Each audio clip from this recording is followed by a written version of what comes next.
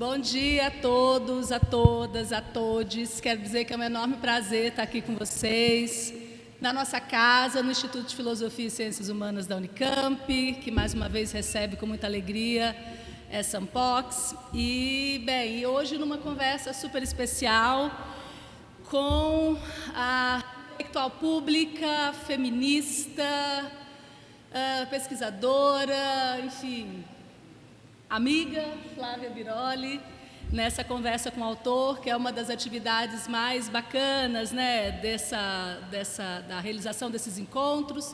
Então, agradeço muito ao convite da Unpox para mediar para estar nessa conversa, para conduzir essa conversa, e agradeço muito também a Flávia por me permitir esse momento aqui. A gente estava conversando que o desafio vai ser a gente não ficar só conversando entre nós de voz, né, em público, porque a gente conversa muito e aqui de certa forma, uma extensão dessa conversa. Eu combinei com a Flávia da gente fazer essa conversa da seguinte forma.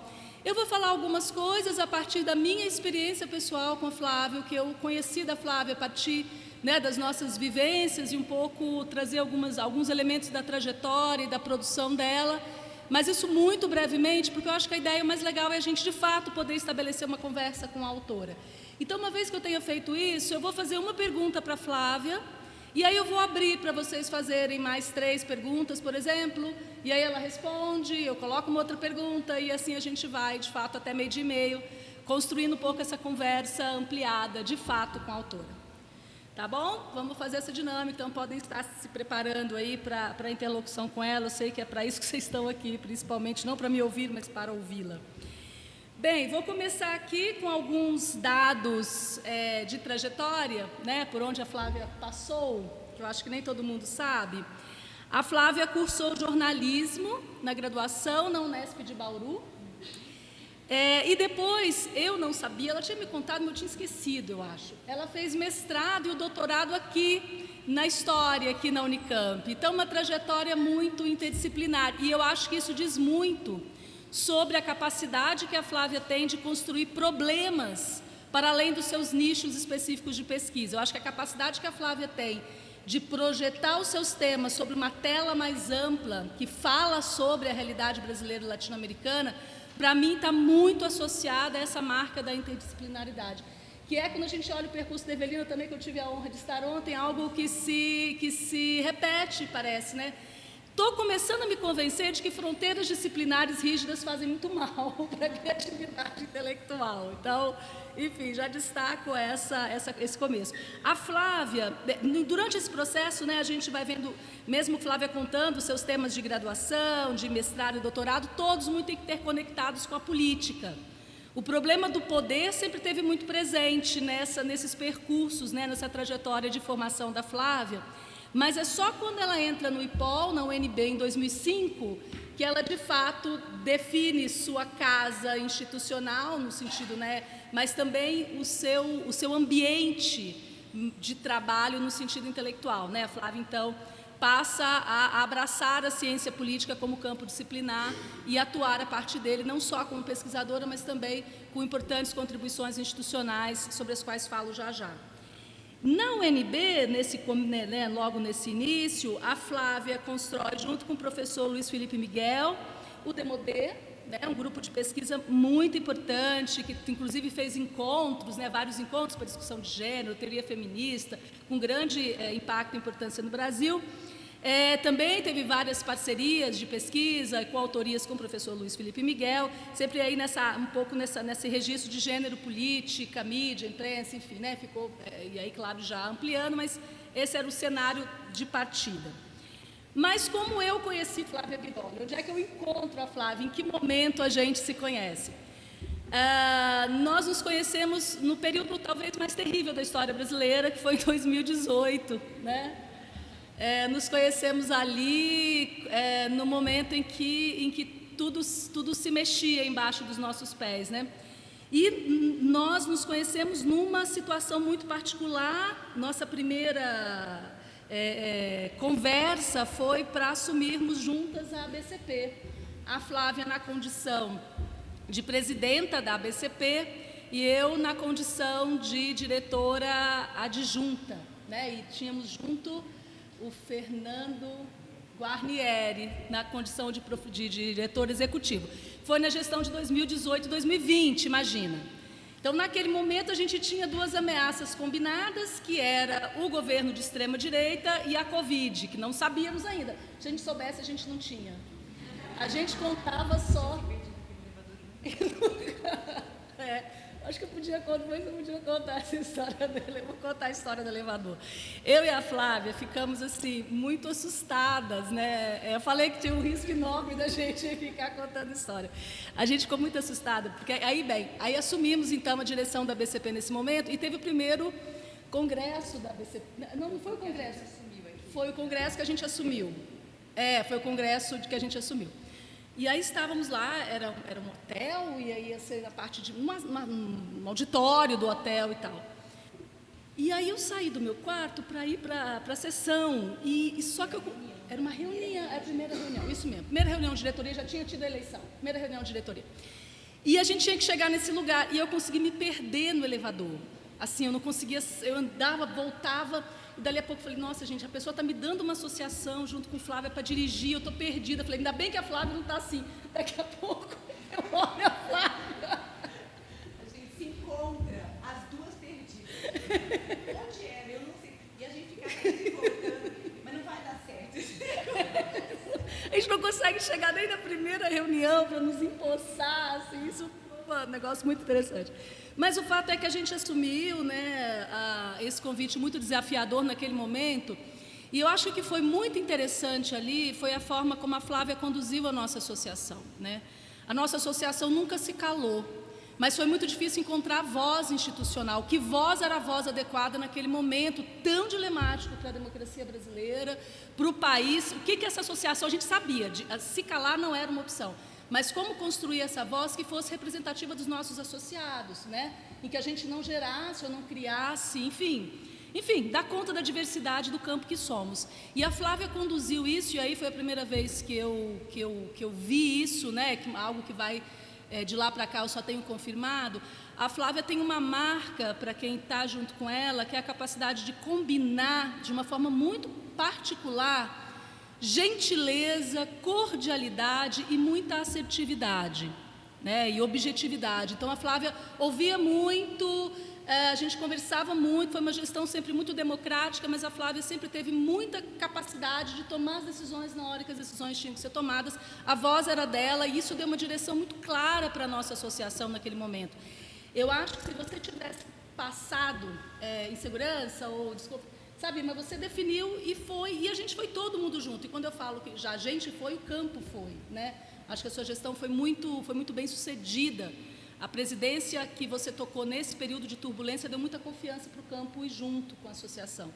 E isso projetou a associação publicamente. Eu acho que a BCP, ela assumiu uma posição pública importante, ela passou a ser muito considerada naquele momento para ser ouvida, e sempre com falas muito em defesa, em 2018, depois de 2019, em defesa da democracia, em defesa da liberdade de cátedra, né, questões que eram valores muito importantes. E a Flávia fez isso num processo que foi muito legal, que foi buscar construir uma articulação entre as ciências sociais, do que resultou a A4, né, que é a Associação Brasileira de Ciência Política, a Associação Brasileira de Antropologia, a Associação Brasileira de Sociologia, Sociedade Brasileira de Sociologia e ANPOS. Então, essa A4 deu para o campo das ciências sociais uma segurança, e para nós, professores, que vivíamos o medo da perseguição em sala de aula. Então, nós tínhamos uma articulação inédita nas ciências sociais brasileiras em defesa, não só dos valores democráticos, mas também de cada um de nós em sala de aula. Isso foi muito importante. E foi puxado pela Flávia, né, porque ela tem essa capacidade de articulação e de envolvimento desse campo mais amplo. Então, foi muito interessante. Aí a gente achou que estava tudo certo, a gente tínhamos encontrado um caminho, vem a pandemia e tem que realizar o encontro da BCP. E naquele momento, nosso encontro foi muito cedo, em 2020, né? Então a gente ainda não tinha experiência dos encontros online. Lembro das inúmeras conversas com Camilo, né, da Síntese Eventos, onde a gente ficava assim, bem, mas como é que a gente vai fazer? Imagina entrar numa sala online com não sei quantas pessoas, mas como é que entra? Como é que entra? Como é que faz? Tinha uma questão geracional também, um negócio muito difícil. Bem, O fato é que foi um desafio muito grande e foi muito bem sucedido, né? Nosso encontro teve um número altíssimo de participação, de inscrições, acho que um dos maiores, né? É o último maior, O maior. E isso num contexto muito difícil, estou vendo aqui o artigo, a gente, né, ia fazer na Paraíba, não ia ser sensacional, tinha ali tudo pronto, a praia, a gente ainda ia dar essa inovada, mas aí veio a pandemia, mas foi um encontro sensacional, contamos, né, muito com o apoio de todos lá, foi muito legal. E isso, assim, eu estou destacando isso, porque essa atuação institucional da Flávia é algo muito importante, né? Acho que a gente sempre, eu fiz questão de começar por aí e não pela trajetória de pesquisa, que é exemplar, acho que para mostrar mesmo trabalho, reconhecer esse trabalho de consolidação institucional do nosso campo, né? Uma coisa exige muito de nós, seja na função de coordenador de pesquisa, de coordenador de programa, ou presidindo nossas associações, como está aqui o Adriano, agora à frente da Ampox, é um trabalho muito forte, né? É um trabalho muito importante. E a Flávia, particularmente, dedicou muito tempo a isso num momento muito difícil. Para encerrar essa primeira parte, eu também destaco os avanços que a gestão da Flávia, a partir da sua sensibilidade, trouxe, no sentido de conceder um lugar de destaque na nossa associação, na Associação Brasileira de Ciência Política, a questão de gênero e raça.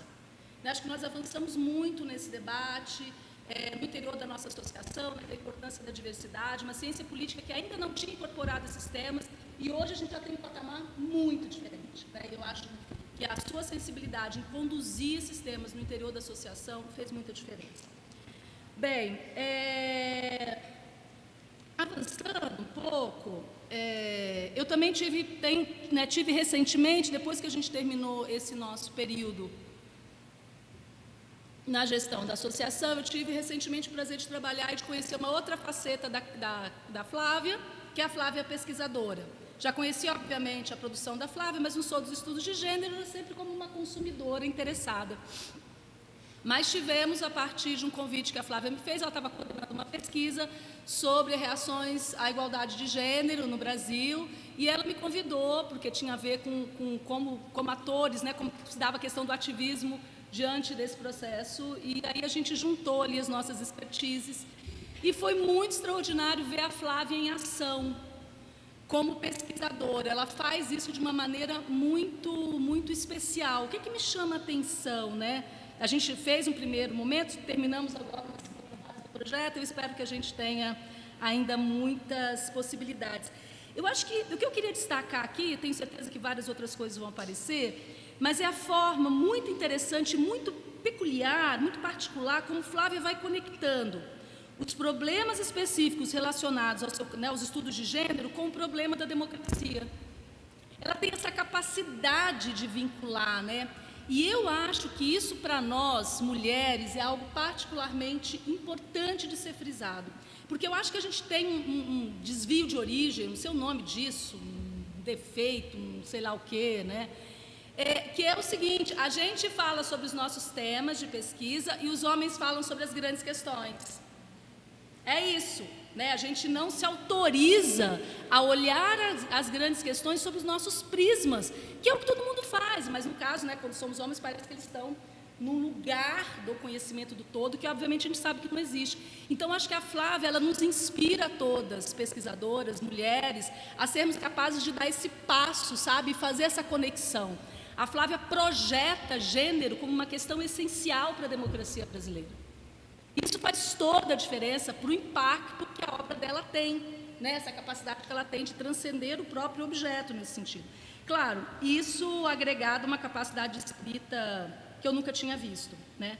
Escrever com a Flávia é um enorme prazer, ser coautora da Flávia é um enorme prazer. Eu acho que nós duas temos uma coisa que é muito interessante, que a gente sempre fala.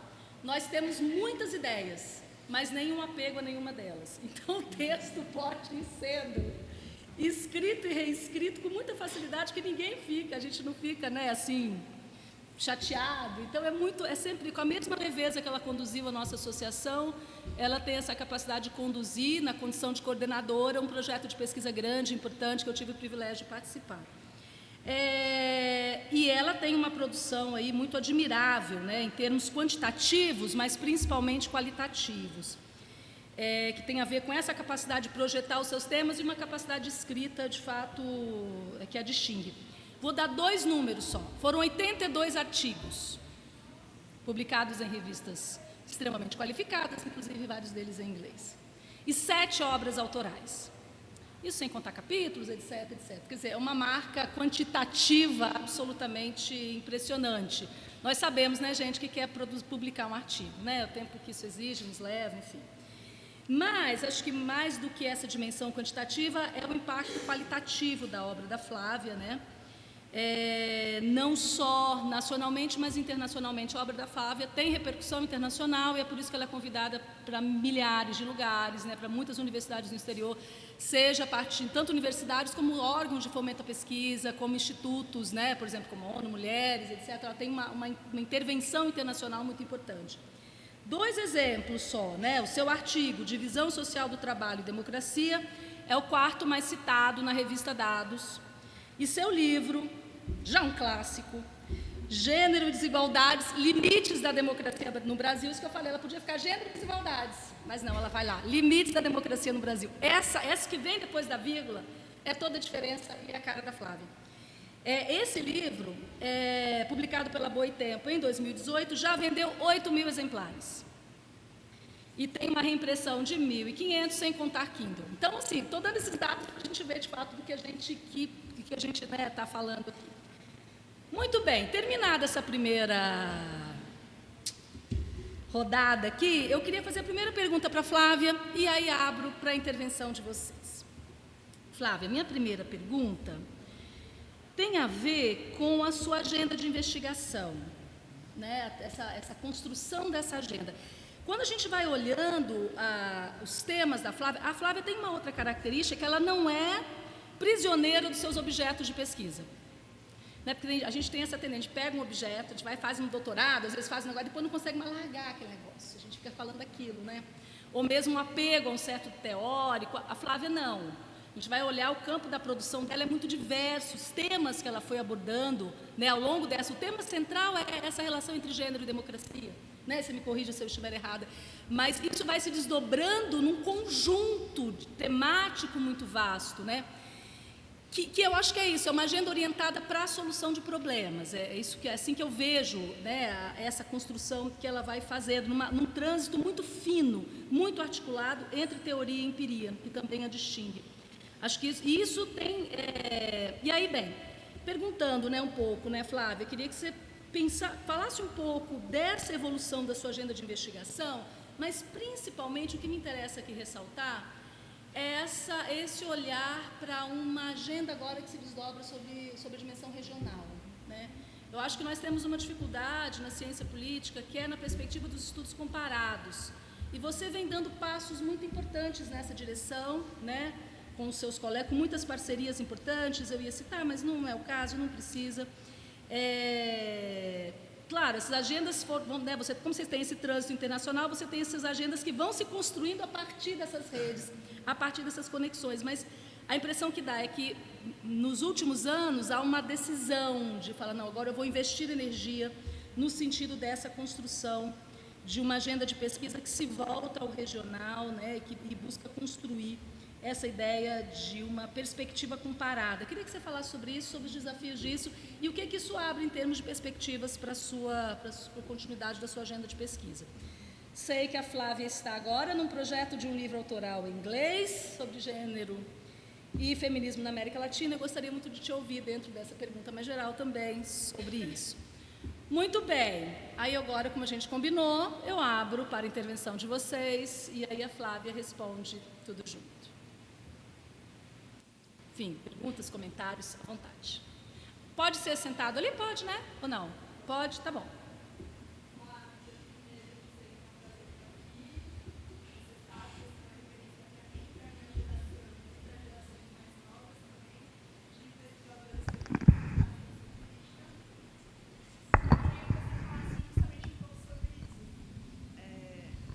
Queria que você falasse um pouco sobre isso, sobre esse desafio de ser feminista na ciência política, essa área que, enfim, acho que ainda hoje é bastante resistente a uma perspectiva assumidamente feminista, uma área que ainda hoje, assim, hegemonicamente tem uma ideia de neutralidade científica e tudo mais. Então, que você falasse os desafios que você enfrentou sendo feminista na ciência política. É isso, obrigada. Eu sou Beatriz, sou pesquisadora de pós-doutorado do SEBRAP e atualmente como professora temporária na Ciência Política da USP também, é isso.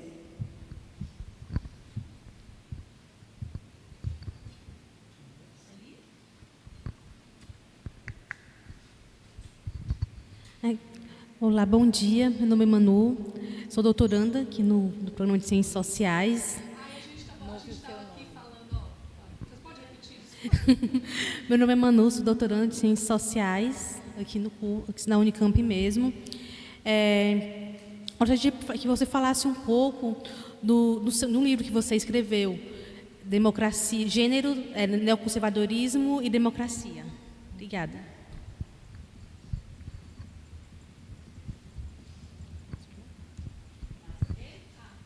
Bom dia, eu sou a Ana Luísa, da UNB. Conheço a Flávia de vários anos, o trabalho dela também. Queria saber, Flávia, o tanto que te assusta o antifeminismo? Vamos parar aqui, você acha, Flávia? Acho que pode, né? Depois a gente faz Se quiser pegar mais ela que está ali já, e depois a gente faz. Bom dia, tudo bom? Eu sou Veridiana, sou do NEV, da USP, e a minha pergunta, na verdade, dado esse número, eu não sabia, porque eu um pouco expressionada com os 80 e tantos, e aí eu queria saber, assim, em termos da sua cabeça como pensadora, assim, como que você chega à conclusão que você quer fazer um artigo, assim, você liga um no outro, você tinha como meta uma produção alta, você tem muita ideia, realmente eu fiquei curiosa para entender como que funciona para você produzir. De verdade, porque para produzir com consistência não é fácil, né? E a gente sabe que é. Então eu queria entender um pouquinho. Obrigada. Até porque, gente, eu estou pensando aqui, é um perigo, né? Vocês podem roubar minhas perguntas, estão escritas aqui. Aí depois eu vou ficar sem pergunta, eu não devia ter feito isso, mas enfim, vamos lá. Bom, gente, bom dia. Eu estava aqui cochichando com a Luciana, que eu estou muito emocionada, porque, bom, primeiro, eu acho muito mais fácil escrever academicamente, me expor publicamente a partir das pesquisas que eu faço e de um compromisso com certas agendas, do que falar de mim, ou ouvir falar de mim, dialogar sobre a minha trajetória. Então, tem um certo constrangimento que revela um pouco de uma dimensão de timidez que eu tenho e que não foi embora com o tempo. Eu fiz agora o meu concurso titular recentemente, então passei pelo processo de escrever o memorial, que eu amei, adorei, mas que foi o texto mais difícil de toda a minha vida. Já falando um pouco sobre a escrita, porque eu primeiro me dei conta de que eu não tinha o registro autobiográfico, não era algo que fazia parte da minha escrita, e a escrita é muito central para mim, né? De algum modo, já entrando no que você perguntou. Eu penso escrevendo, escrevo pensando. Acho que, Luciana, agora que a gente tem escrito juntas, tem percebido isso. A escrita é um motor muito central da minha relação com o mundo, desde muito cedo, desde antes dessa escrita se transformar numa escrita disciplinada, se não disciplinar especificamente, mas disciplinada. Mas escrever o memorial foi uma outra coisa, né? Aí defender o memorial falando de si, então todo esse... Então, eu percebi. E aí, quando Adriano entrou em contato comigo, Adriano Kodato, presidente da Ampox, para fazer o convite para estar nesta posição, e aí isso se conecta um pouco às homenagens que a gente viu ontem, né? A Ampox é um espaço muito importante nas nossas trajetórias, né? A gente compartilha esse sentido de ser acadêmica no Brasil, em grande medida, estando juntas nesse espaço, né? Então, é o espaço em que a gente, ao longo do tempo, testa argumentos, constrói parcerias, faz amigas, amigos, que são, muitos deles, para toda a vida, para essa nossa vida em que, eu acho que para muitas de nós, eu vou falar de mim, mas eu acho que eu ouvi isso das 3 mulheres homenageadas ontem, então acho que não é peculiar, né? Esse sujeito acadêmico é um sujeito elementar de quem nós somos e da nossa relação com o mundo, né? Então, para mim, o ser autora, professora, pesquisadora, estar na Ampox, né? Estar aqui nessa conversa definida como a autora com quem se conversa é muito emocionante, porque é sobre aquilo que é muito o âmago de quem eu sou, né? Assim, da minha relação com o mundo e das relações afetivas que tenho também nesse nosso universo. Então, queria agradecer a Ampox por esse convite, agradecer a Luciana por estar aqui nessa posição e dessa maneira ela falou muito do que é peculiar a mim, mas que é muito dela, né, que é uma pessoa muito dialógica.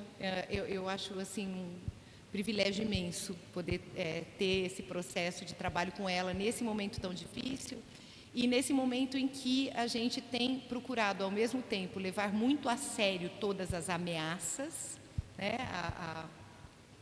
Alguém falou, a Ana Luísa falou do que assusta, né, das ameaças, as ameaças, enquanto a gente não perde de vista o nosso olhar para as rearticulações, para as possibilidades, para as potencialidades que se constituem no presente, mas que só fazem sentido também se a gente conseguir compreender os processos políticos em que essas potencialidades emergem, né? Procurando, portanto, entender esses processos e vislumbrar futuros possíveis, porque eu acho que é isso que a gente faz como instituição, é isso que a gente faz como pesquisadora, e quero crer também nas nossas relações, no nosso cotidiano, né? A nosso modo de passar por isso tudo que nós temos passado, por esse mundo complexo, tem sido também imaginar futuros possíveis sem perder a concretude daquilo que é o nosso situar-nos no presente. Acho que isso é muito parte da minha trajetória, Luciana. Então, eu já vou começar pela pergunta da Luciana, a partir disso que eu acabei de falar, para fazer os agradecimentos e para falar da minha emoção e da Ampox, né? Eu vou inverter um pouquinho a sua pergunta, só para poder fazer a minha construção de pensamento aqui. Eu tenho uma trajetória, então, bastante heterodoxa em termos disciplinares, sobretudo se a gente pensa nos processos de formação atuais, em que há muitos incentivos e uma necessidade muito grande de um mergulho específico, às vezes não só numa disciplina, mas numa área, sub-área dentro de uma disciplina, né? Então, essa formação heterodoxa, ela vem de uma história de vida, como em todos os nossos casos, né? Então, eu venho de uma família em que há uma valorização muito forte da educação, já havia uma valorização muito forte da universidade pública, porque meu pai, que é engenheiro civil, tem uma história muito marcada pelo acesso dele à universidade pública, à USP, no caso, como o primeiro da família dele que teve acesso à universidade, que teve ensino superior, e essa experiência para ele, e saindo de área rural, embora em São Paulo a área rural seja sempre uma coisa muito urbanizada mesmo para a geração dele, mas é muito marcante. Então, essa experiência, ela vinha como uma parte da minha vida, mas ciências sociais não existiam para mim. No ambiente em que eu cresci, eu não tinha referência. Então, como eu entendia que aquelas referências que passavam pela engenharia, pelo direito, na minha família são as duas áreas, que elas não me diziam muita coisa, porque eu tinha um sentido de politização não articulado, mas muito apaixonado em mim desde muito cedo, né? Que eu acho que tem a ver com contextos, tem a ver com o processo de democratização no Brasil, né? Então, lidar com esse país tão complexo, com essa democracia que era promessa, em um contexto de profundas desigualdades, de afirmação e reafirmação de hierarquias no sistema político, no cotidiano da vida. Então, acho que isso,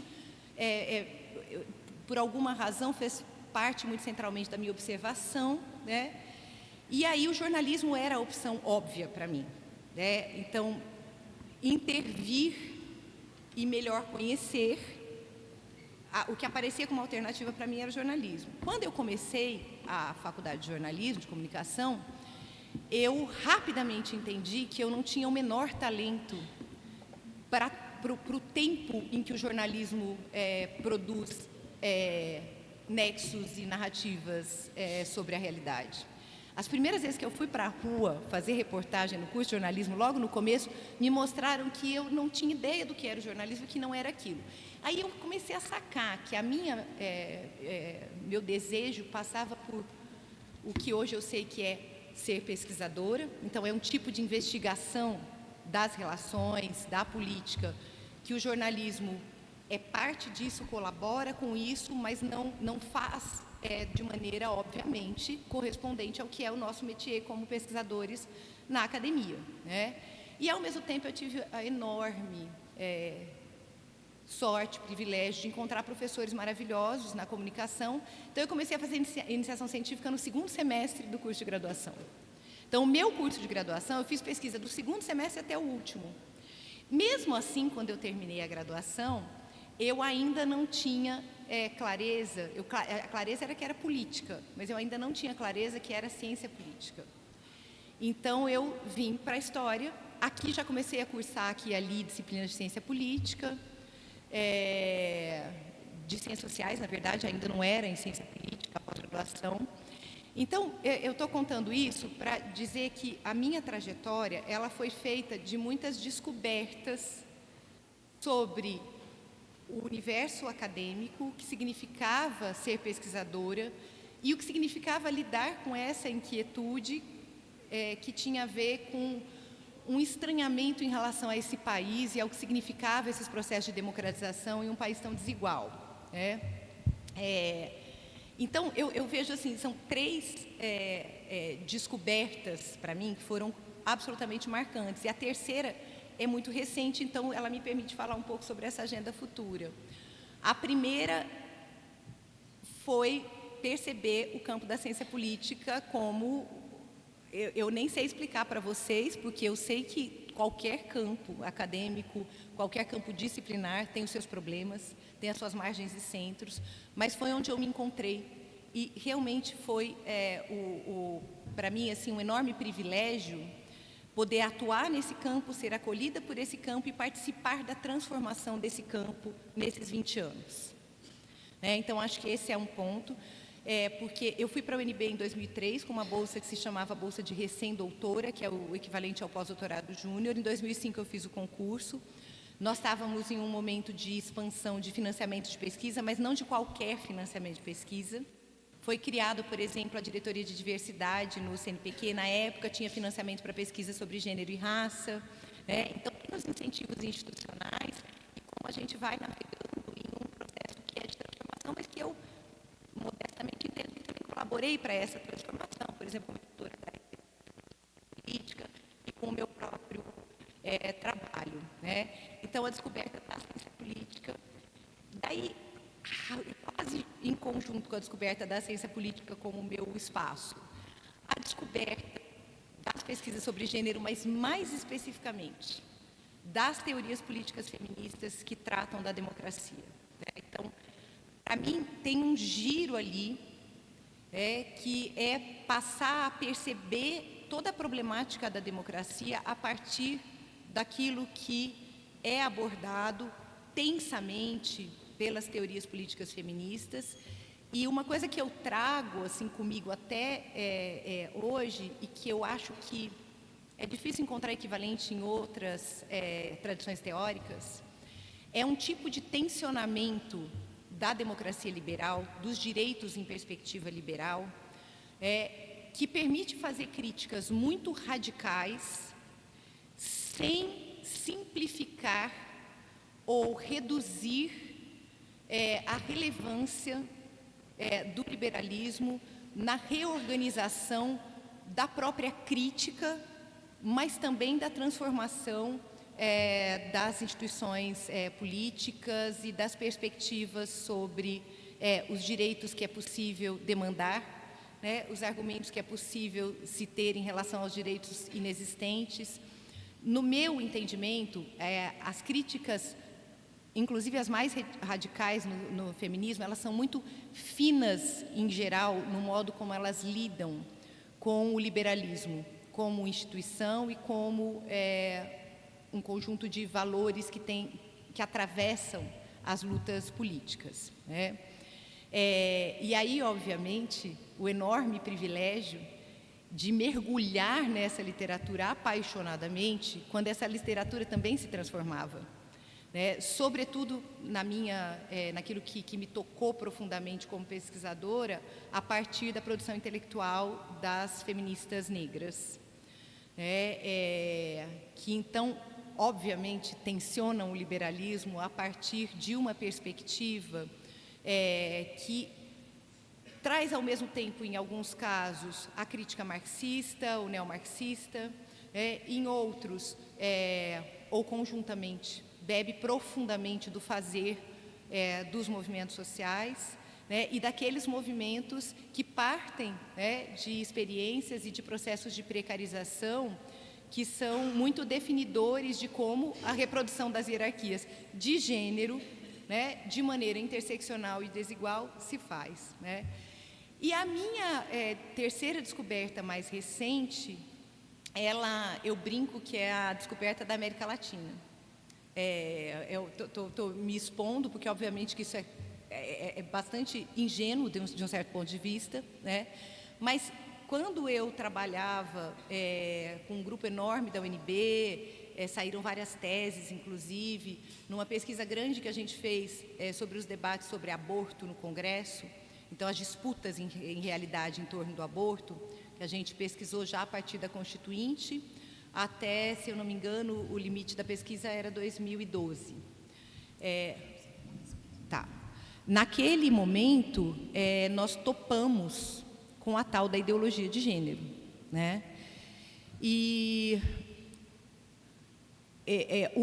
o campo da pesquisa era até 2012, mas tem até recentemente um podcast que a Folha de São Paulo, algumas jornalistas da Folha de São Paulo fizeram, que se chama O Caso das 10.000, em que elas pegam de uma maneira muito bacana uma mudança no padrão de interação entre atores conservadores e direitos em perspectiva de gênero. Isso acontece antes, ali em 2006, 2007.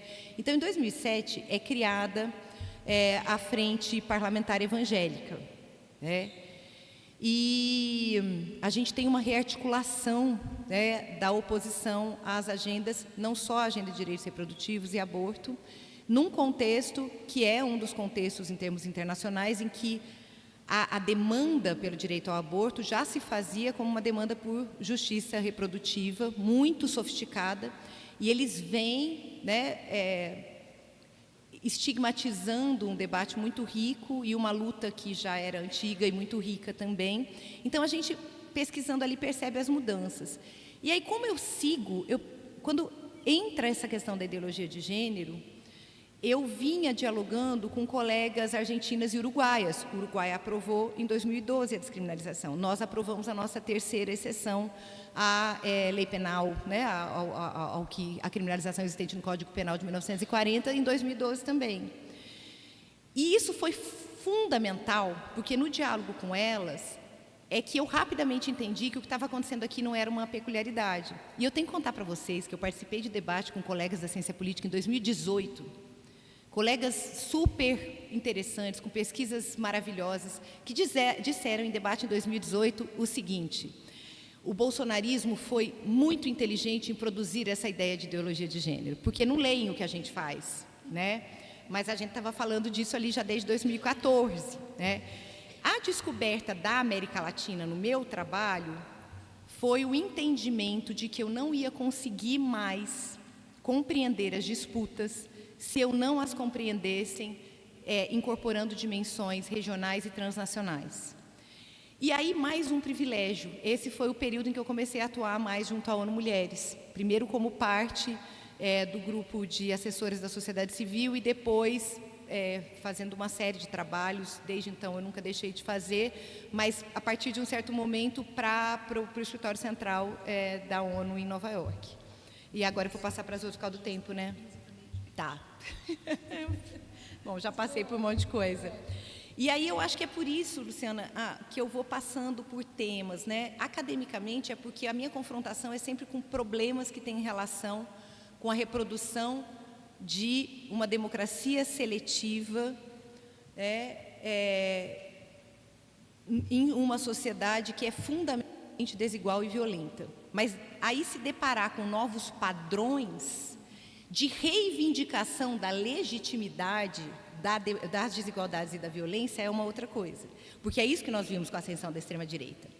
Né? A nossa direita anterior, nós discutimos isso um pouco ontem no GT, ela não era uma direita que reivindicava abertamente, né, a normalização de desigualdades profundas e da violência como organizadora das relações. Esta extrema-direita reivindica como agenda e normaliza. Né? Então, acho que esse é um ponto. Então, a minha passagem pelos temas, e tem um nexo também com um desejo muito profundo de entender a complexidade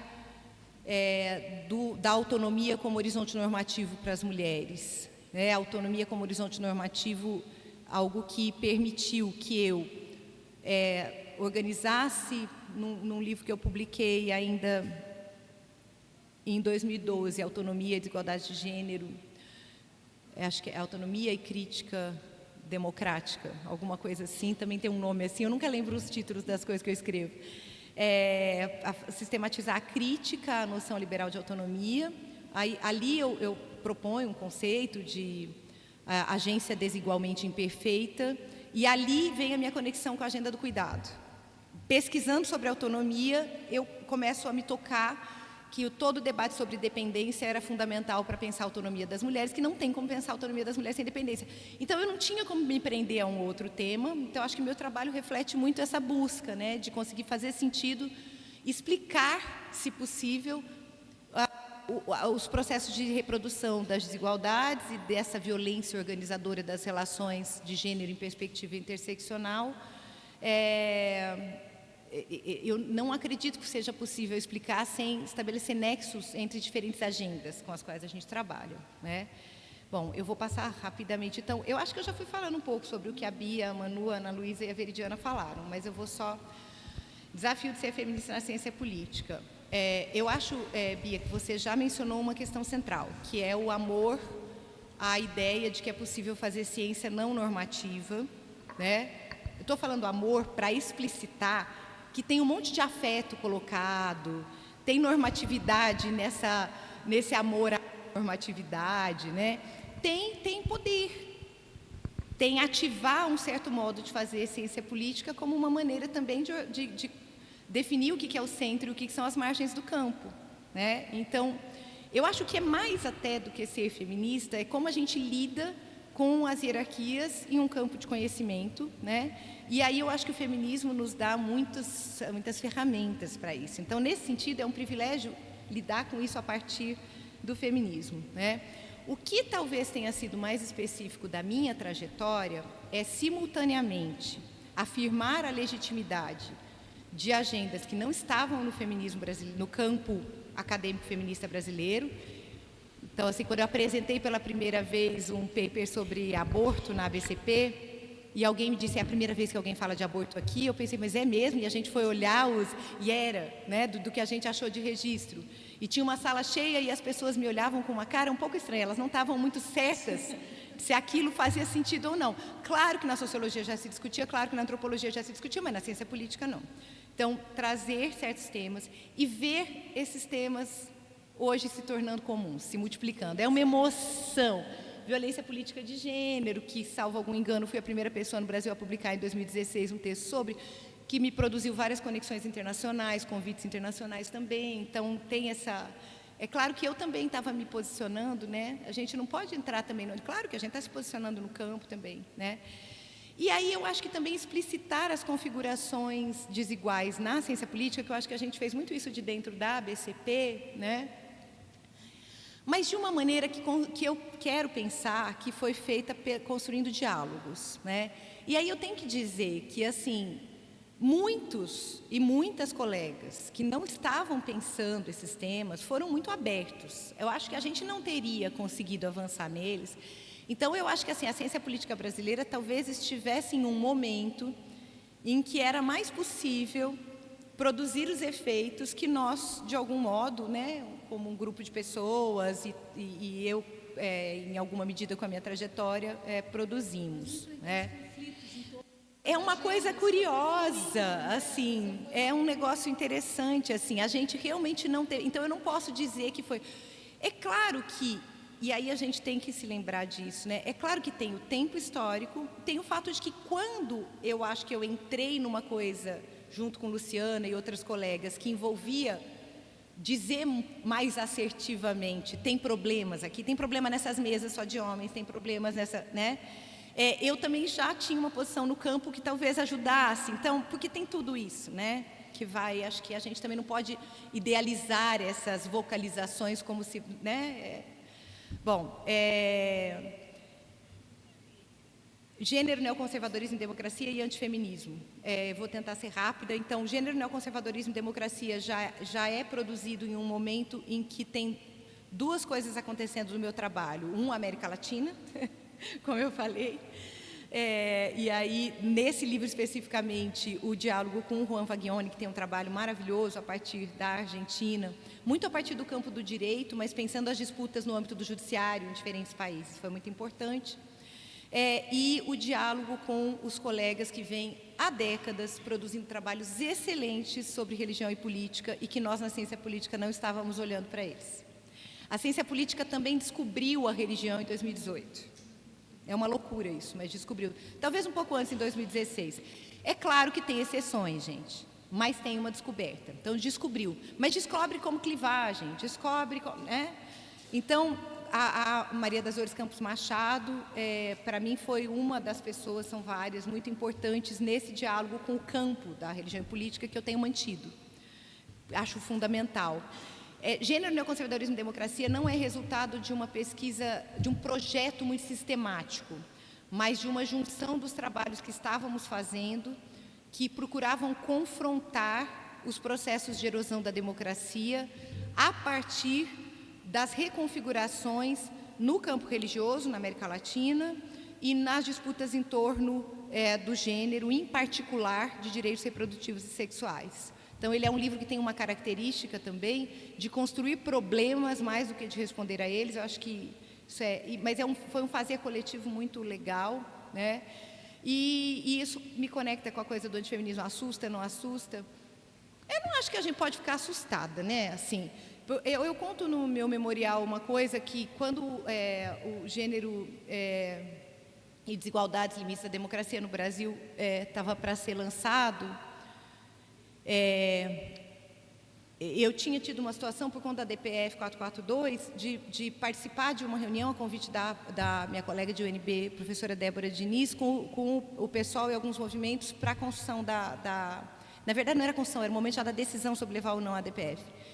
E naquele momento eu tive contato com aquelas então novas, jovens vereadoras incríveis do pessoal que tinham acabado de ser eleitas, e uma delas era a Marielle Franco. Então, Marielle estaria no lançamento do meu livro no Rio, e ela foi assassinada 15 dias antes. E quando eu acordei com meu marido me contando, me acordou e falou: Flávia, aconteceu uma coisa terrível, tal, e me contou do assassinato de Marielle Anderson, eu entrei num processo meio de choque, assim, uma coisa. E foi um dia em que acho que as minhas emoções em relação a tudo que estava acontecendo, isso já era 2018, né, março de 2018, vieram à tona, e a primeira coisa que eu pensei foi: não dá para trabalhar com sistemas.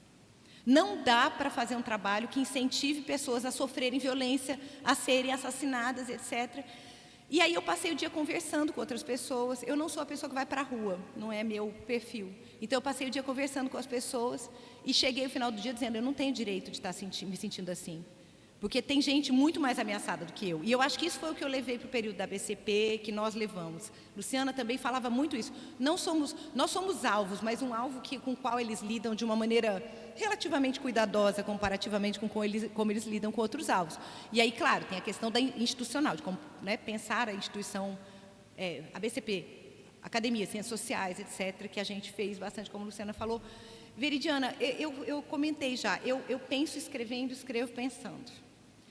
Então, a escrita, para mim, é uma coisa muito fundamental. E eu reescrevo muito, mas eu gosto muito da escrita, eu gosto do trabalho de escrita, né? E eu acho que talvez eu traga isso, apesar de nunca ter trabalhado como jornalista, da graduação em jornalismo, eu tenho uma relação muito tranquila com as críticas ao meu trabalho. Então, eu não tenho medo de terminar um texto e publicar, porque eu vejo isso muito nas minhas alunas e alunos. Porque quando você termina, você vai ser exposta, né? Então, mas como produzir ciência, como produzir crítica se a gente não se colocar na roda, né? Então, acho que passa muito por aí. Mas a escrita é muito fundamental para mim. Eu demorei mais. Não, tá, mas a ideia era essa, né? Você que é... Quem tem que demorar aqui é você. Flávia, achei muito interessante essa sua fala, não tinha pensado nesses termos, né? De que as relações de poder nos campos disciplinares, sejam eles quais forem, se expressam na definição do que é o centro e a margem de cada um desses campos, o que está no centro e o que está à margem. Fico pensando, desde um campo de estudos de movimentos sociais, participação, enfim, como que a gente faz essa disputa para, né, justamente, estamos nesse processo. Bem, eu vou fazer minha pergunta, ainda bem que ninguém fez, e depois eu passo para vocês, para a Flávia responder. A gente ainda tem aqui meia hora, então dá para a gente fazer mais uma rodada. Acho que tem uma coisa que a gente não comentou aqui, mas que é muito significativa, que é a atuação da Flávia como intelectual pública, né? E eu queria muito te perguntar sobre esse processo, quer dizer, você assumindo uma postura de intelectual pública, inclusive nesse momento, seu nome vai se tornando cada vez mais um nome importante no campo, no país e tal, e você vai assumindo essa posição. E você faz isso de um jeito diferente, porque a Flávia falou que ela não é muito de ir para a rua, mas ela também não é muito de ir para as redes, né? Então, e hoje parece que é impossível você ser uma intelectual pública, ter visibilidade, ter importância no debate público sem estar nesse lugar. E eu acho que, assim, quem for seguir a Flávia vai se frustrar profundamente. Assim, não sigam a Flávia Biroli, mas coloque, sei lá, um negocinho aqui, sei lá, por mês, é um horror. E assim, como pode, né? Eu queria que você falasse como pode, como é que, e falando, eu acho que para a gente, mas principalmente para vocês, né, os mais jovens, como é possível exercer a função de intelectual pública, talvez em outros termos, né? Não estou fazendo aqui nenhum juízo de valor, mas a gente tem habilidades diferentes, a gente tem desejos diferentes, mas parece que a única forma hoje de ter uma voz pública é se expondo o tempo inteiro nas redes digitais, e a Flávia definitivamente não faz isso, e tem esse papel, e aí eu vou contar um pequeno causo, que assim, eu poderia dar vários outros exemplos, mas esse para mim me deixou assim em choque. Estávamos eu e Flávia finalizando um texto naquela nossa, sei lá, 79ª versão do texto da reescrita, que eu também gosto muito. E a Flávia me dizia, amanhã eu não vou poder mexer no texto, a gente estava dividindo o trabalho, porque amanhã eu tenho uma reunião na ABIN. Uma fala na ABIN. Era uma ABIN voltando a encontrar o seu destino com a democracia, enfim, encontrar aquele momento ali. E aí era assim, em que consistia essa fala na ABIN? Era a Flávia e o Alexandre de Moraes. Eram os dois, assim, um dos homens mais importantes, né, mais poderosos da República. A Flávia, é tipo assim, como se fosse nós dois, nós duas, os dois assim, no tete-a-tete. A Flávia abre o encontro, falando... Ele teve que ouvir Flávia falando durante 10 a 15 minutos sobre democracia. Flávia abre o evento, fala para o Alexandre de Moraes em que consiste a democracia.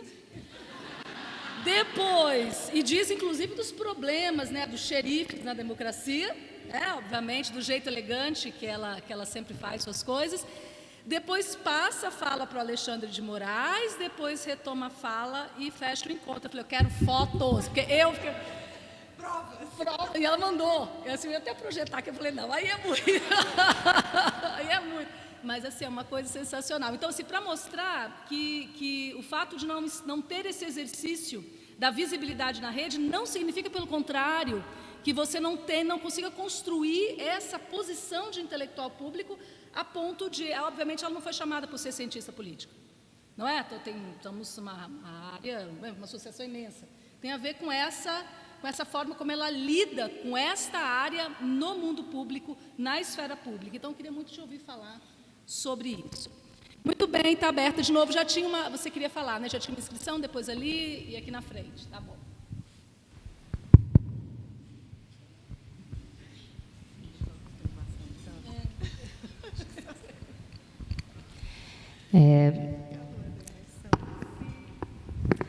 Bom dia a todas, todos e todos. Eu sou a Pamela Flávia.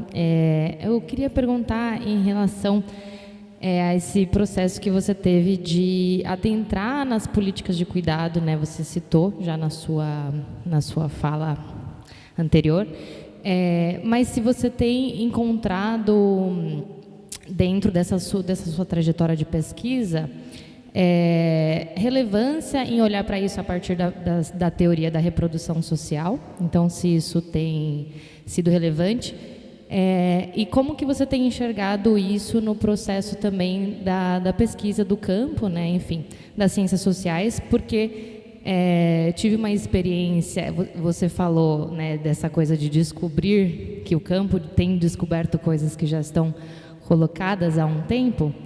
E eu tive uma experiência de, na SBS, fazer uma pergunta a esse respeito para um professor e ele pensar que eu estava falando de Bourdieu, de tão deslocado do assunto que parece que a gente não está falando sobre isso, sendo que a literatura feminista da reprodução social já é muito antiga, mas no período recente tem cada vez mais crescido, né, a pesquisa nessa área. Então, queria que você comentasse um pouquinho sobre isso, como que você enxerga esse processo. Obrigada.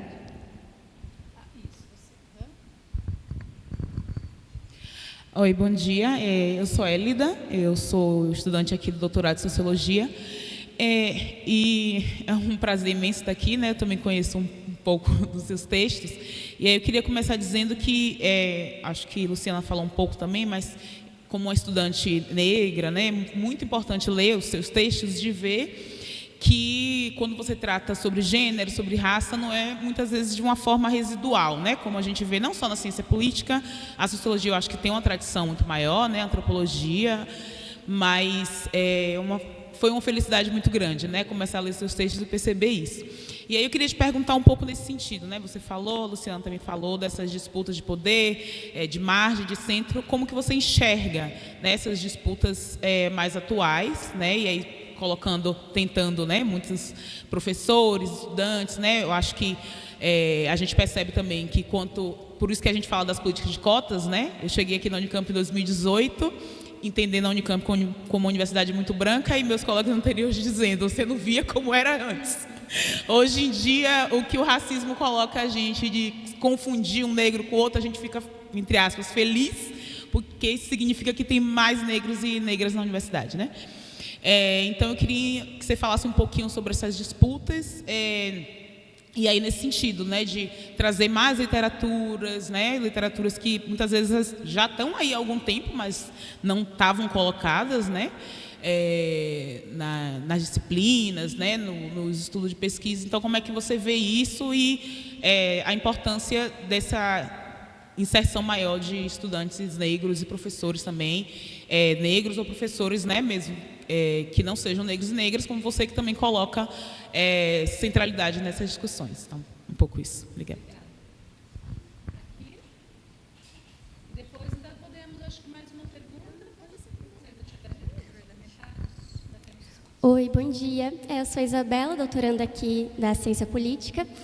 E vou pegar também um pouco de carona em algumas coisinhas que eu já ouvi. E queria só assim, comentar que quando a gente estava vindo para cá, a Flávia, de um jeito muito generoso, que eu tive o prazer de conhecer melhor também, falou, nossa, é tão bom vocês aqui, as pesquisadoras jovens, tem tanta coisa de feminismo na Unpox agora, e relembrou, né, todo esse histórico, né, do tema nesses encontros. Mas, assim, ao mesmo tempo, eu fico pensando, não existiríamos nós sem você e tantas outras. E aí eu queria que você compartilhasse um pouco da sua reflexão como professora, de como que é formar, né, tantos alunos, tantas alunas como orientadora, e também como colocar, né, tantas pesquisadores circulando por aí nesse campo. Então, vimos a pesquisadora, a autora, a intelectual pública, e eu queria saber da professora agora. Oi, boa tarde, acho que já é boa tarde. Eu sou a Juliana, do mestrado na ciência política e meu grande tema de pesquisa atualmente é o aborto. Eu estou observando a Argentina no momento e um dos enquadramentos mais utilizados, tanto em 2018 quanto em 2020, foi aborto, uma dívida da democracia.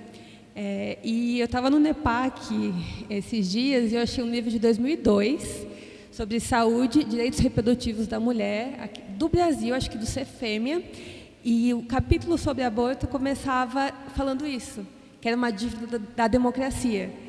E a impressão que eu tenho, e claro, eu posso estar equivocada, é que a gente perdeu esse argumento aqui no Brasil, né?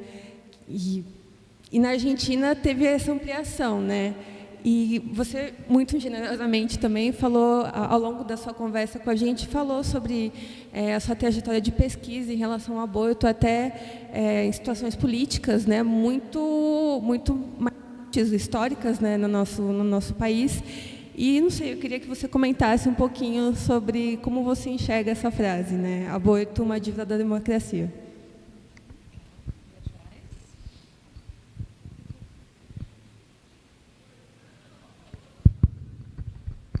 Boa tarde a todos e todas, né, e todos. Meu nome é Julião, eu faço doutorado em Ciência Política na UFMG. Flávia, a minha pergunta ela é bem pontual. Assim, como que você enxerga o atual contexto da política e do pensamento feminista, nesse atual contexto político que a gente está, de pós-bolsonarismo, né, do bolsonarismo sem Bolsonaro, desse atual governo Lula que ele está de uma girada mais para um neoliberalismo, né, mais explícita, e como você enxerga o feminismo, tanto a política feminista quanto o pensamento, nesse contexto? Mais alguém, gente? Mas a gente já vai encerrar mesmo. Ali e depois lá. Aí você vai dar seus pulos, né?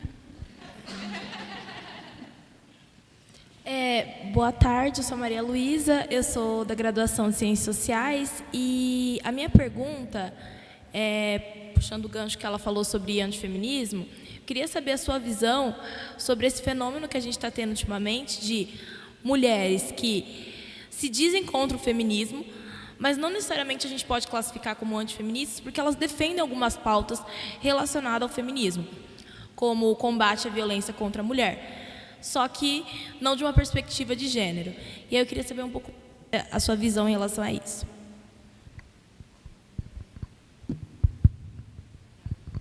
Bom dia, meu nome é Juliana, eu sou professora de Sociologia na UFRJ, no campus de Macaé.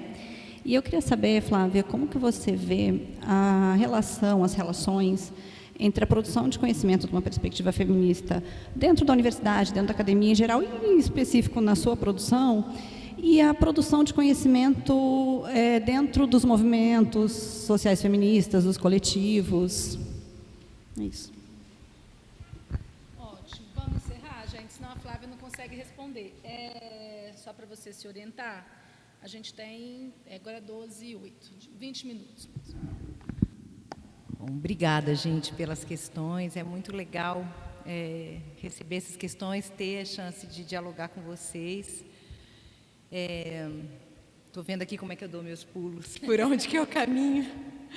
Tá, deixa eu começar então pela questão da Luciana sobre intelectual pública e as redes, né? Pois é, Luciana, você sabe que isso é uma coisa que eu já me perguntei algumas vezes, assim.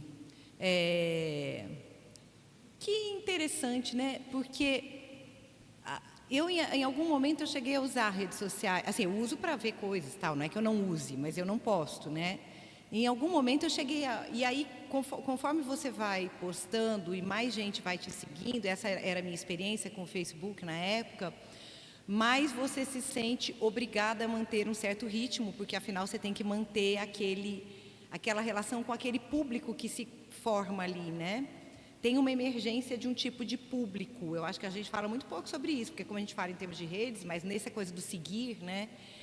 E eu detestava aquilo, porque eu detesto a ideia de ter que dizer sem ter o que dizer. Eu acho que isso é muito... Porque, gente, ninguém tem o que dizer de maneira interessante, que possa ajudar a estabelecer conexões todos os dias ou 2 vezes por dia, certo? Ainda mais em alguns caracteres, que é o incentivo para você poder lidar com a linguagem das redes, né?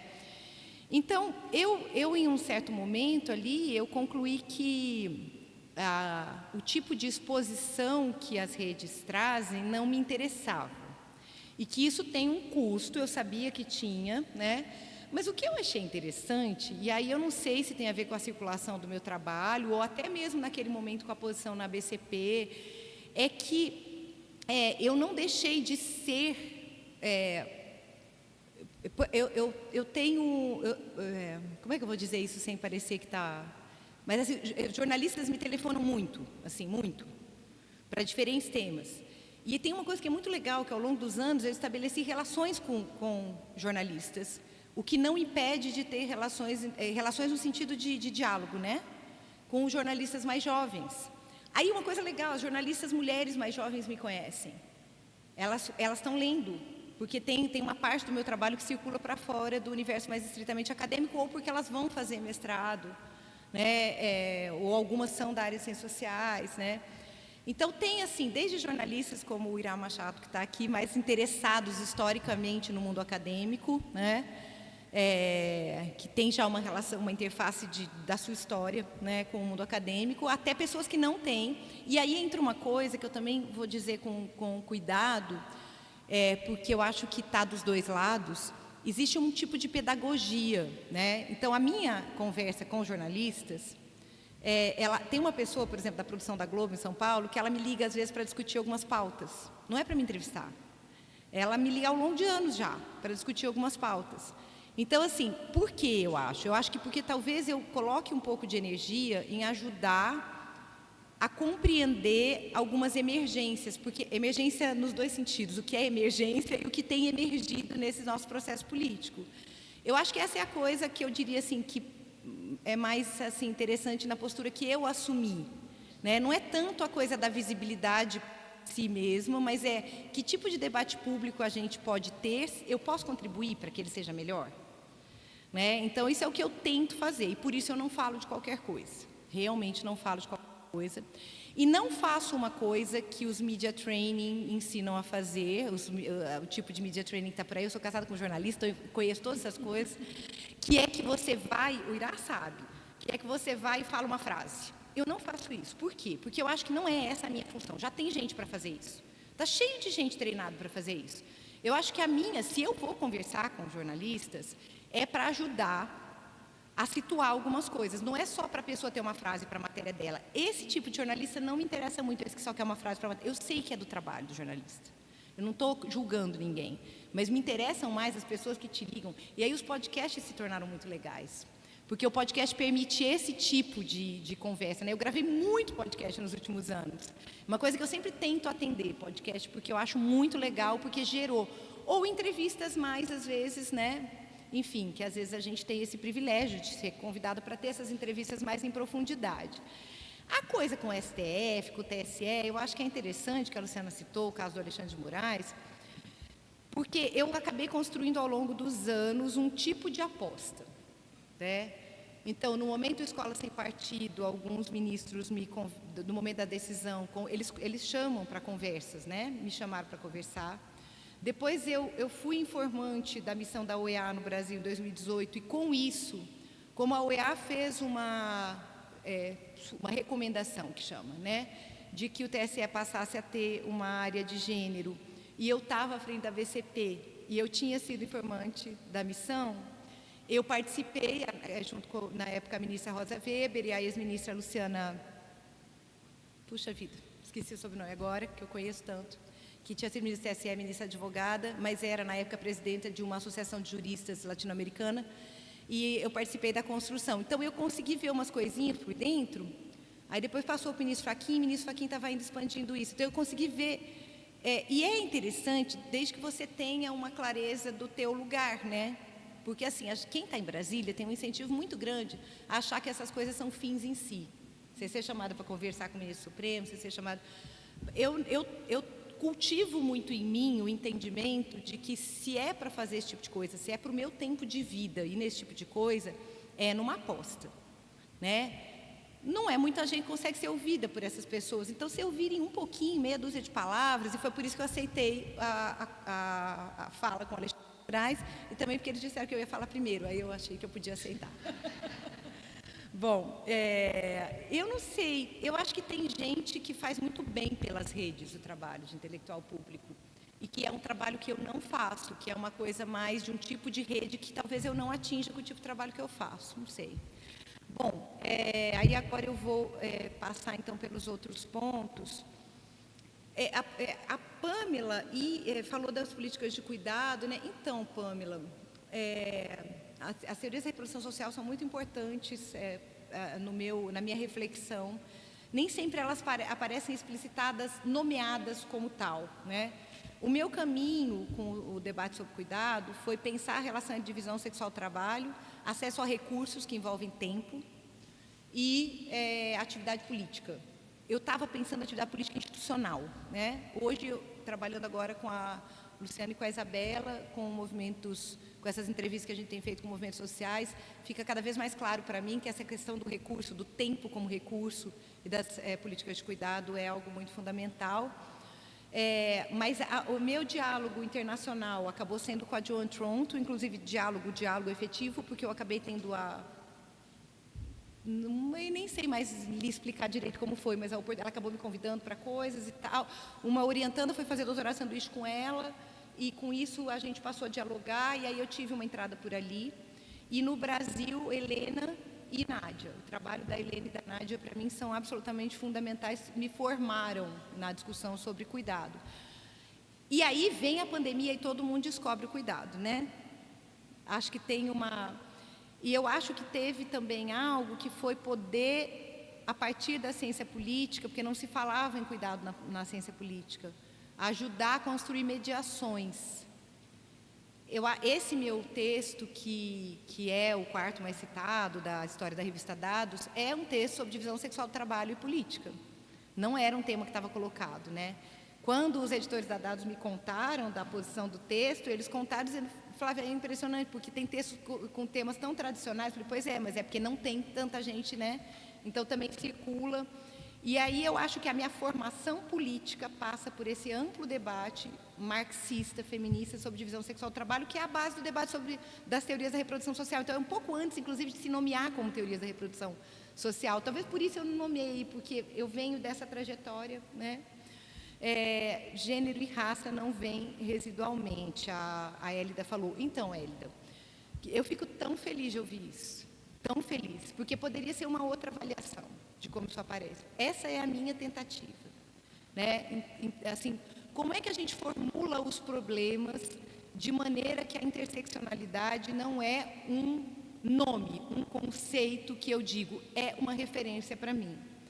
Como é que a gente pode construir os problemas de maneira que, de fato, incorpore tanto a problemática das desigualdades, das formas assimétricas de opressão, quanto o fato de que as reações se darão de maneira distinta e as reivindicações também, né?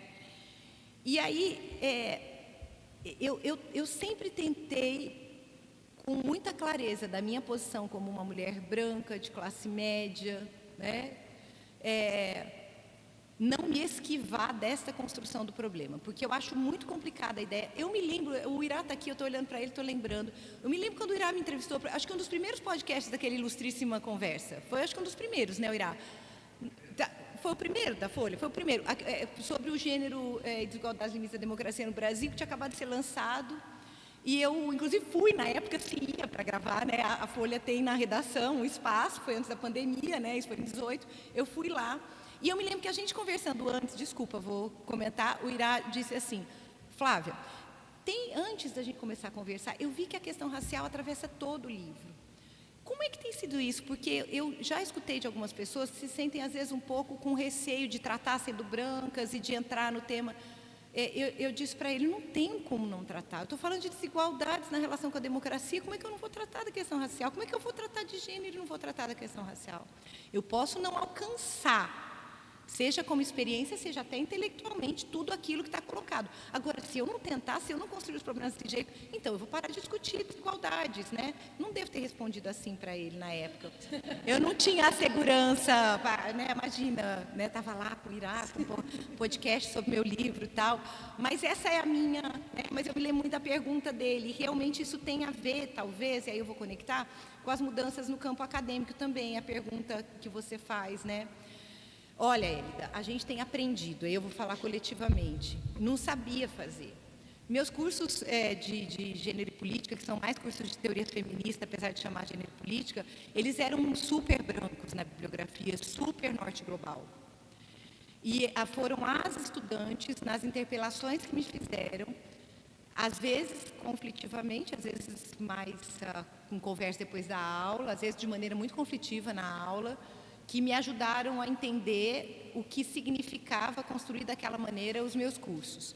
Então, não é uma coisa que eu sabia fazer, não é uma coisa que eu tinha clareza, e só reafirmou o meu entendimento de que a gente tem que ter um ambiente acadêmico diverso, menos desigual, menos injusto, e não tem outra alternativa que não sejam cotas em um país em que o normal do processo de construção dos espaços é vantagem para pessoas brancas, né?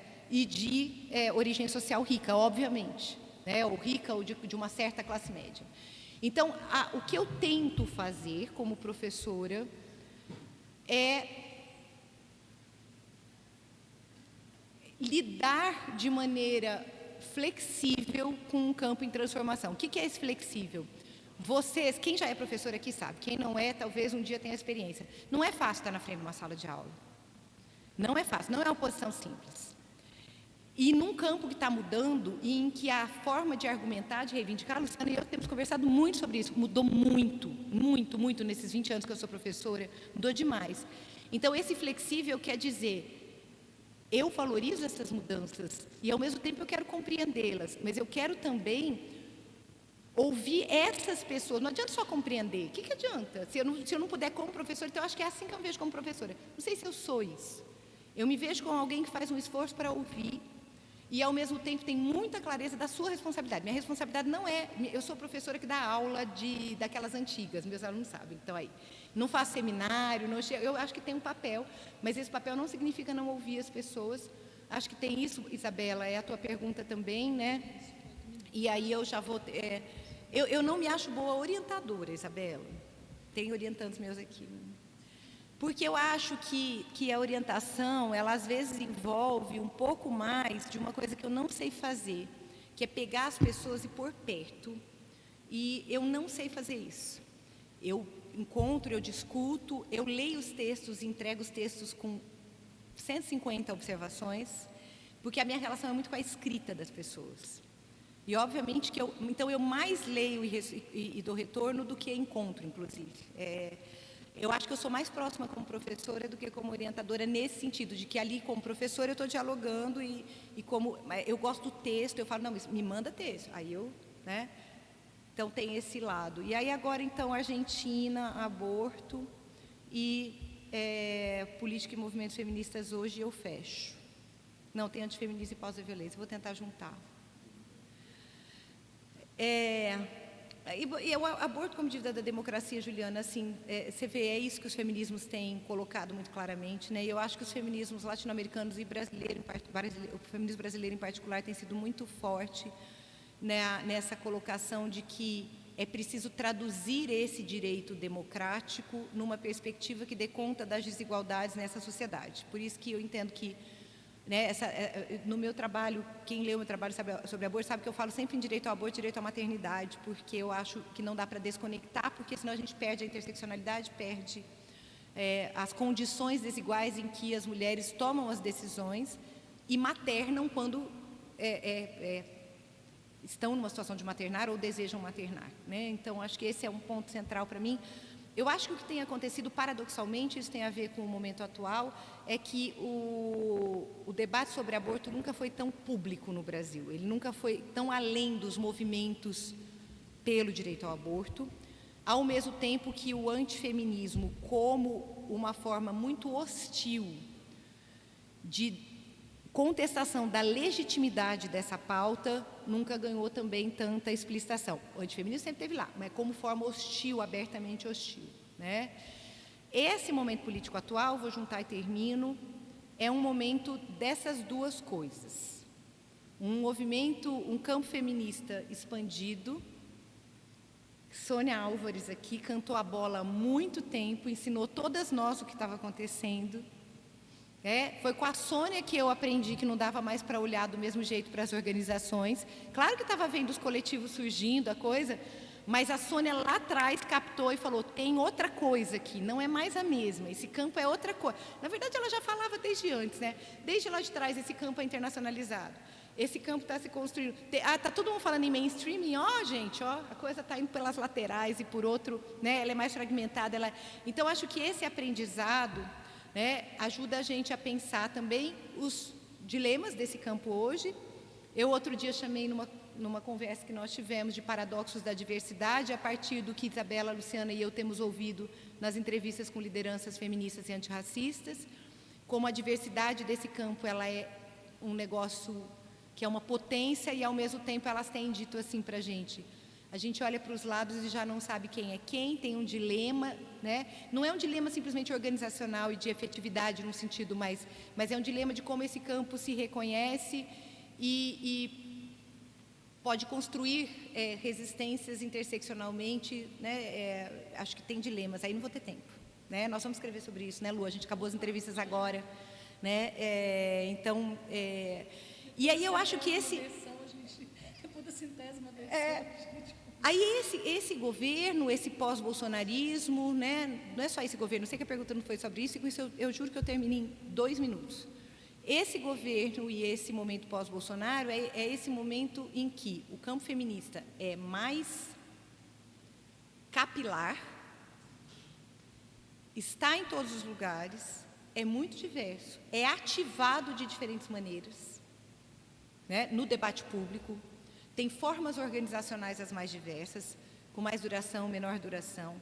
Nós temos confirmado algo que eu já via um pouco, até um pouco pela experiência, é um campo que aprendeu muito sobre a relação com as arenas institucionais. Uma parte desse campo lida de uma maneira extremamente inteligente, com uma mistura de desconfiança e entendimento de que tem que transformar, então tem que apostar, então tem que ter gente lá dentro. Essas feministas eleitas, as mandatas coletivas com mulheres feministas e antirracistas, eu acho que elas são ao mesmo tempo algo que provoca isso nas coletivas, como diz a Sônia, mas também já é resultado, né? Tem um tipo de aposta sendo feita, mas não é uma aposta ingênua de jeito nenhum. E é uma aposta de quem, geracionalmente, não esteve nos núcleos da participação dos governos petistas anteriores. É essa que vem com uma outra linguagem. Eu ainda não sei explicar, mas ela vem com uma outra linguagem. Quem esteve nos núcleos ali, eu acho que tem... Aí eu vou falar uma coisa que talvez... Acho que tem mais cansaço aparecendo quando a gente conversa, quando a gente entrevista as pessoas. Mais, assim, uma dúvida, um cansaço que aparece, né? Sei.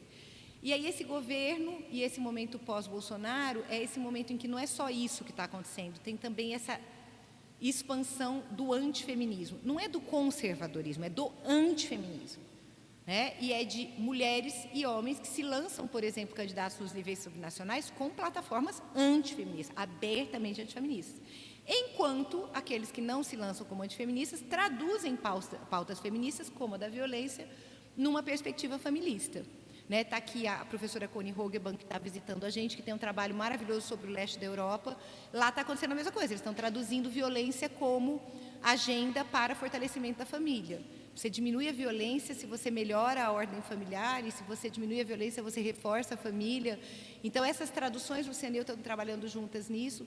Eu acho que o governo do PT, para não falar dos níveis subnacionais apenas, eu acho que o governo do PT está muito preocupado em não cutucar, e eles já foram cutucados, não tem jeito. E o campo feminista não vai se retrair. Então não adianta essa ideia de que você não cutuca, porque, né, então não fala de aborto, mas o campo hoje fala muito mais de aborto. Os jornais falam mais de aborto, a TV fala mais de aborto, as redes falam mais de aborto. Então, eu acho que a gente está vivendo um momento muito rico, difícil, mas muito rico, E a minha última frase, vocês não achem que eu estou sendo ingênua. Tem maior possibilidade hoje do que nunca houve para descriminalizar aborto pela Corte Superior, pela Corte Constitucional. Nunca houve. E sabe por quê? Porque uma coisa que nós fizemos coletivamente, e não é nós Brasil, é mais do que isso, é colocar com muita clareza essa ideia de que o aborto é um problema para a democracia. Eu nunca imaginei ler um voto como aquele da Rosa Weber que assumisse com tanta clareza isso como ela assume, conectando com clareza democracia a direitos fundamentais concebidos de uma maneira que nunca teria sido essa, não fossem os feminismos e os movimentos de mulheres negras. Né? É isso, gente. Super obrigada.